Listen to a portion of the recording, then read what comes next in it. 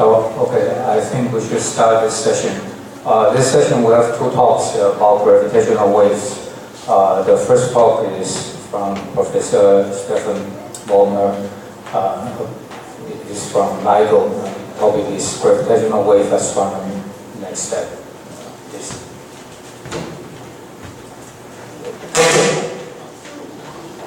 Okay. Test. Okay, let's see if that works. Let me try. How is that? Seems better. Okay, first of all, if somebody could dim the light a little bit in the front, I think it makes the slide come out a little better. Okay, thank you very much for having me here. It's a great pleasure to come over here.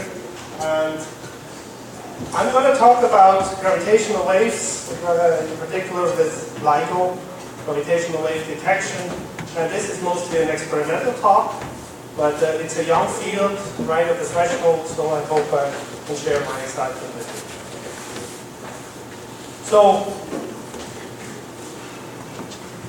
I assume many of you have some theoretical understanding of general relativity, but let me keep this sort of as simple and practical from an experimental point of view. What are we trying to do? Well, general relativity predicts if you have two massive objects orbiting that you distort space-time and you will essentially stretch and squeeze such that you can assign an amplitude to that strain, which is just a separation change between objects. And let's assume you have a source of a binary system far away and a wave propagates towards you. You set up a bunch of test particles nearby.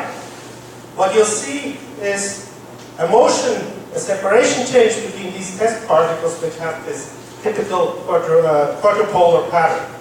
And in fact, there's a very nice, of course this propagates through in one direction. So if you had a lot of planes where you keep repeating it, that's the kind of distortion of space-time that we're actually trying to find. Now that's all well and good. The main problem, of course, with this is that the effect is extremely tiny.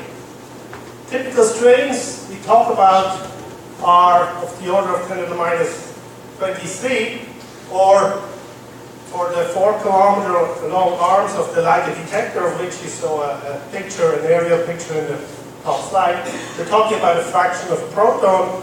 And because we had our PR department work on this, there is sort of a frantic movie that I can show you to illustrate with that scale. Of course, you have to know it's the PR department, so a single proton, the nucleus of it would of course never sit still enough that you could actually see that, but just ignore that fact for now. That's sort of an indication of the scale, how sensitive the LIGO detector has to be. All right, so because this prediction was so weak back in 1916, predicted by Einstein, Einstein actually didn't really believe that we could go after this experimentally, and it took almost 50 years for the first daring enough experimentalist to try to go after that. This is a picture of Joe Weber. This is resonant bar detector. The picture on the right is actually taken at the Hanford Observatory. The original bar detector is now on display at the Hanford Observatory. But it really took the work of this man, here in his younger age, Ray Weiss, who came up with the idea of actually using a laser interferometer. Actually, I should say, the idea of using a laser interferometer wasn't his, but his big contribution was to actually lay out what the fundamental limit is to which you can measure a length separation change, pointing out that even strains of 10 to the minus 23 are not impossible to actually reach experimentally. And again, PR department has been on that. Here is a PR department rendering of how an interferometer works. You have a laser beam separated into two arms. The lasers recombine, and what you read out is the interference at the dart port, measuring the difference of the two arm lengths. But again, being the PR department, they got a couple of things wrong.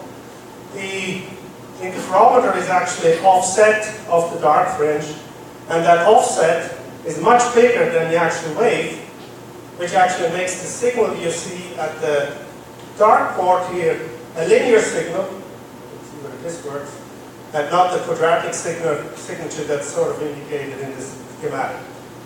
So keep an eye on your PR departments.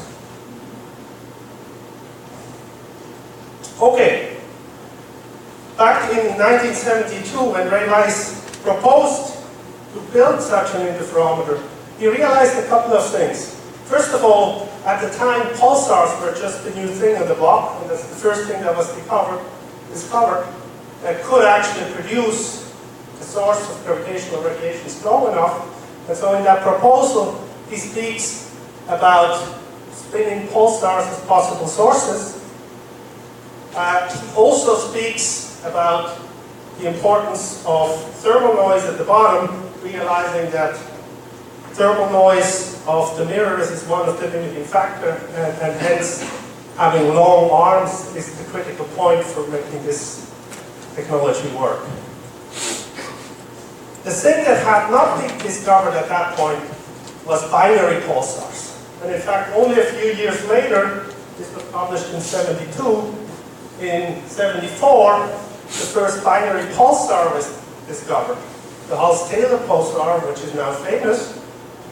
The big importance of this for the field of gravitational wave observation is that it produces a standard source that has to be there.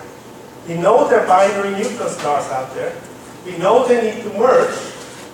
Hence, there has to be a signal that you can go after, and that's exactly what you need to get a big project funded.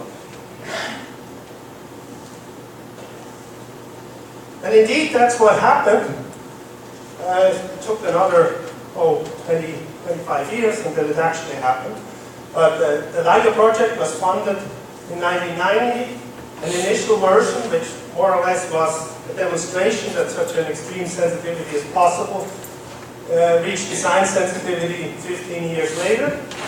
And once that was achieved, the NSF actually agreed to fund another upgrade, which is the Advanced LIGO upgrade, and that's the interferometer that was started to run just over a little over a year ago. So let me just show you some pictures of the Advanced LIGO interferometer in the next couple of slides. Maybe I also use this chance of introducing these noise curves. We often quote our sensitivity as a function of frequency. It's hard to read again here, but this is about 10 hertz. This is 1,000 hertz. And we have the displacement noise in meters per root hertz. On the Y scale, and these machines, in terms of displacement, reach a few times 10 to the minus 20 meters per root hertz. So first, let me give you an indication how you could imagine reaching this displacement sensitivity. So what's the fundamental thing you're trying to measure? Well, your yardstick is at the end of the day the wavelengths of the light. And so you start off with about 1 micron lag in the case of LIGO. Just if you express your strain sensitivity, you win with the arm lengths. In the case of LIGO, that's a 4-kilometer arm length. You have an enhancement in the case of LIGO because you have Fabry-Perot cavities. You get a laser power buildup in the arm, which makes you more sensitive to the phase difference between the two arms. But the big step is the phase sensitivity. In other words, how precisely you can tell where on your one fringe you are, how much you can split the fringe in your measurement. If I plug in numbers there, that's 1 micron, 4 kilometers. The finesse gives you about a factor of 200 Win. The extreme number that's always impressive is 2 times 10 to the minus 12 per root hertz. So we can tell where on that one optical fringe we are with a part in 2 parts in 10 to the 12th. How can you achieve this crazy number? Well, that's the number you get if you measure 6 kilowatts with shock noise sensitivity. In other words, you're limited by the counting statistics of photons for 6 kilowatts of laser power. And the whole optical configuration here is really just set up to make that feasible.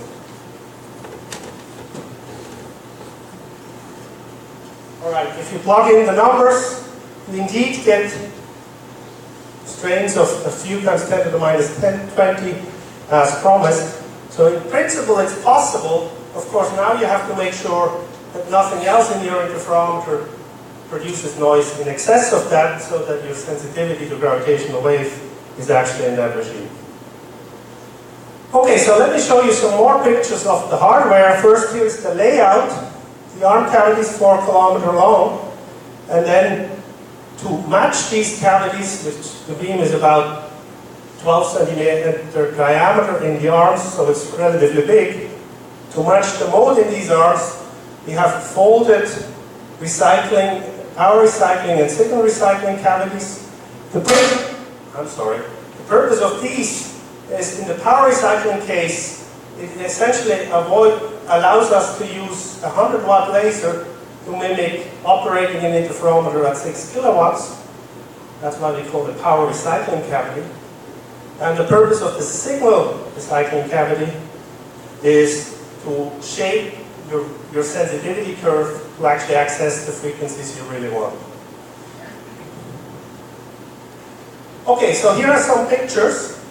The actual test masses are pieces of fused silica glass with a diameter of 34 centimeters and a thickness of 20 centimeters, so they're huge chunks of glass. They have a mass of about 40 kilograms, and the 1 over E beam radius is 6 centimeters on the optics, so about 12 centimeter beam diameter is the beam that actually hits these optics. These test masses, they are sort of our inertial particles from which we measure the distance to the other mirror, so we need to make sure they stay inertial, at least inertial above a certain frequency. And that's done with a seismic suspension system, an isolation system that actually has 7 stages. The test mass itself is suspended by an old glass setup from the previous setup. And then there is 2 more stages in the pendulum. So you have 4 stages in just the passive pendulum, a passive isolation system.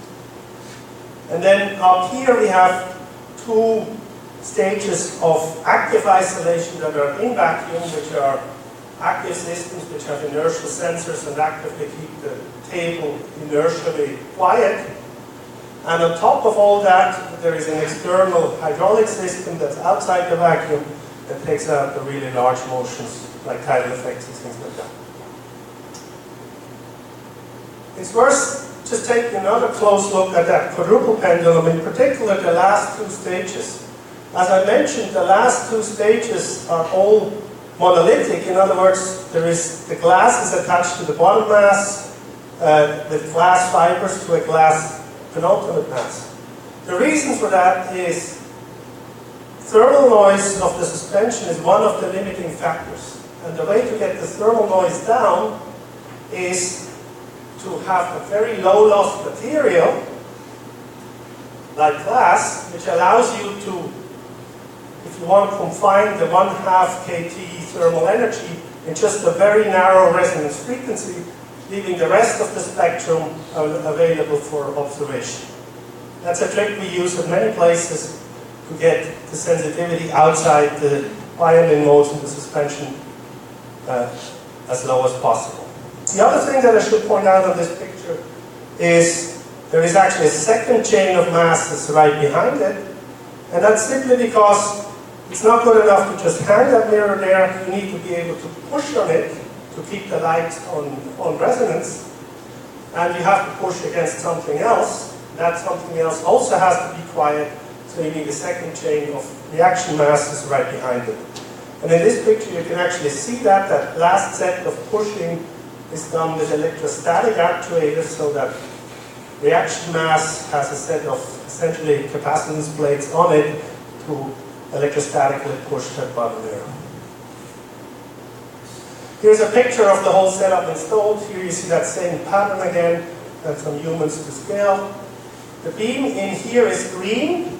The reason for that is we use a green beam from the end station to initially lock the arm cavity. The actual operating beam of the interferometer is half that, or twice that frequency, half the wavelength, which is 1 micron. This is 500 nanometer green light.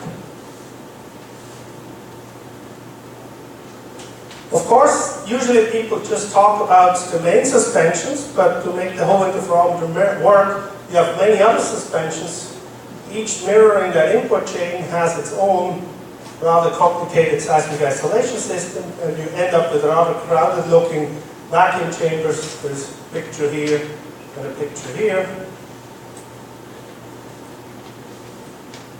And here is a readout, and that's actually on the reflector port. The readout of the light is done with photodetectors, which also need to be in vacuum, which also need to be seismically isolated. But this is a seismically isolated readout table. This is actually just a beam bump, but you can see some green light in the system as well. And that's how we do the readout of all the signals. All right, so let me just go back to the timeline of the Advanced LIGO detector, its installation. The whole commissioning of the system was split up in phases. We had, in summer 2012, a one-arm test where we just locked a single cavity. A year later, we did what we called half interferometer test, which essentially means we locked one arm cavity with green and then coincidentally locked it with the IR, being able to control the arm cavity for the whole fringe at a 10 to minus 10 meter precision and move it across. We need that to go through the steps of acquiring lock. Another year later, we did the same thing in the other arm. We had to work on our angular control system for the whole setup. We had to lock the central interferometer, that's the power and the signal recycling cavity. And it took about 2.5 years just to achieve the first full lock in the system back in February of 2015. And when I say full lock, that's what we need to get this about a factor of 10,000 in arm power enhancement compared to the input beam. From there on, the summer 2015 was just spent making sure the system is tuned right, get the noise down. We had to have an active angular control loop for the full interferometer commission.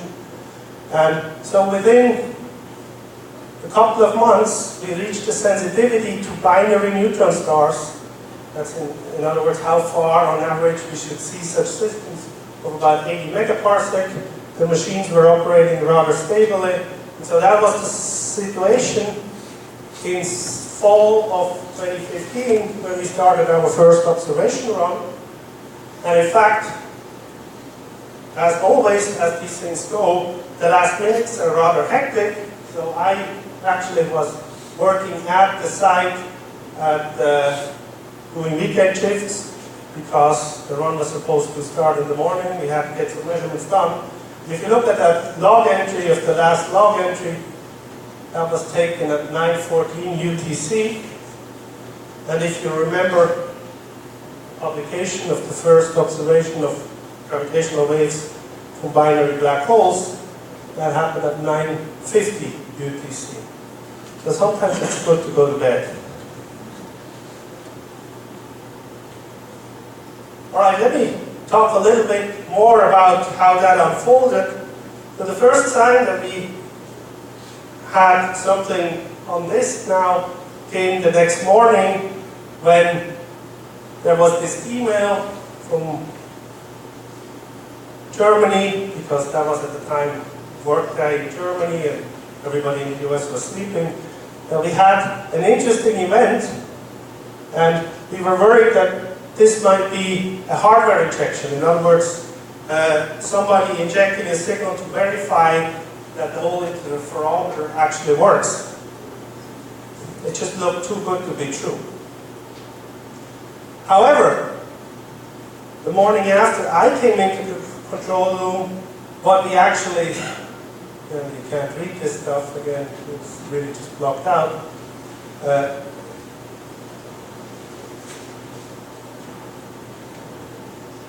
Here.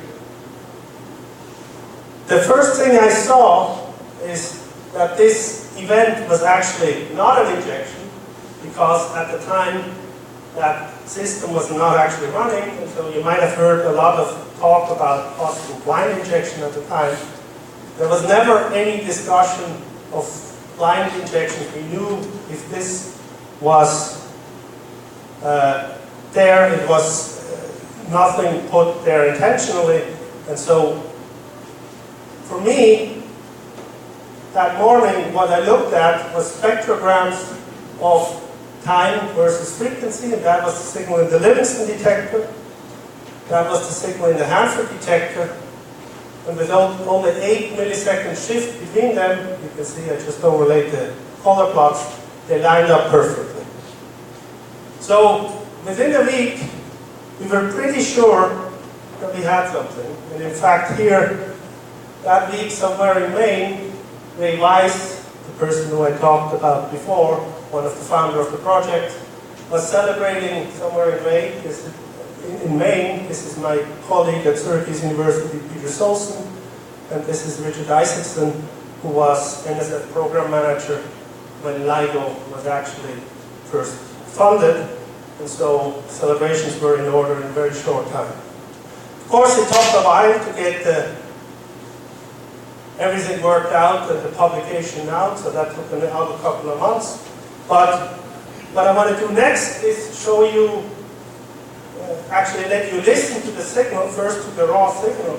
So what I have here is just 1 minute of data where I filtered out the very high lines from violin modes with notch filters. So what you hear is essentially shot noise and at low frequencies controls noise from the interferometer.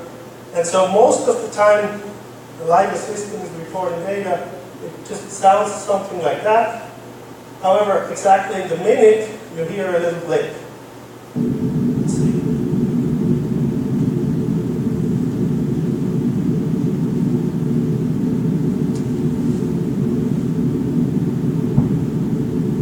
Do you notice it? Just a little rumble.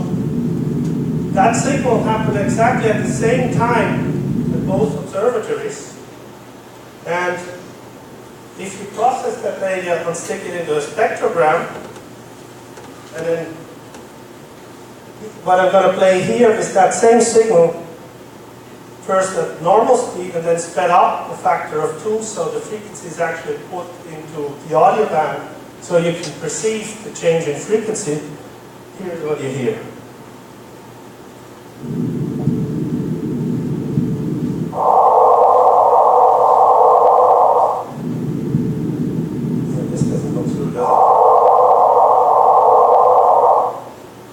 This sound system has not so good high frequency components. Anyway, so the first question that always comes up, yes, there is a signal, how do you know these are two black holes merging, as we claim? And let me just put out the arguments on one slide here, because the basic physics is actually quite simple. In fact, problem set 9 in the GR class I usually teach gives you most of the answer. If you calculate the waveform of a compact binary in spiral, just due to quadrupole radiation and energy loss, you get a shrinking orbital separation. You can calculate the time to merger to be about 3 seconds at a gravitational wave frequency of 100 Hertz, and it scales with some characteristic mass that's known as chirp mass, which is nothing but some particular combination of the two component masses of the binary. So just from the frequency evolution of the chirp, you get a very good measure of what the characteristic mass, that chirp mass, is of the system. If you do that for this particular signal, that you can just look in the data how the frequency evolves, you get a chirp mass of around 30 solar masses. If you put that onto a limit, onto the total mass, m1 plus m1, m1 plus m2, you get at least something of about 70-ish solar masses. You could get more if you had an extreme ratio. So you could imagine, well, can I have a very heavy black hole and a very light neutron star taking that same signal? And the answer is that doesn't work, because if you had such a system, the merger, the neutron star would be swallowed earlier at the time. So just from the termination, the highest frequency, you know that it can't be a very extreme mass ratio. So just from these very simple arguments, you are left with a in spiral with with particles that have roughly 30 solar mass, so they essentially have to be black holes. Here is the plot from the paper of the time series of the signal in the Hanford machine and the Livingston machine of that signal. But what I want to do is look at instead is this earlier version of the plot, where we also put a scale parallel to the time axis, which is essentially a separation scale of the binary, calculated directly from the best fit template, by just saying, okay, early on, you have a radiating quadrupole, so I can use that quadrupole to calculate the binary separation. So if I just use that all the time, I can figure out what the effective radius is to make such a quadrupole at first order approximation. And I express that in Schwarzschild radii of the final black hole, and that's what I get. And indeed, in this very simple approximation, you see that when the signal turns around and starts shrinking, is exactly where this very naively defined binary separation already goes through 1, so you essentially get close to the event horizon with these black holes and they end up merging.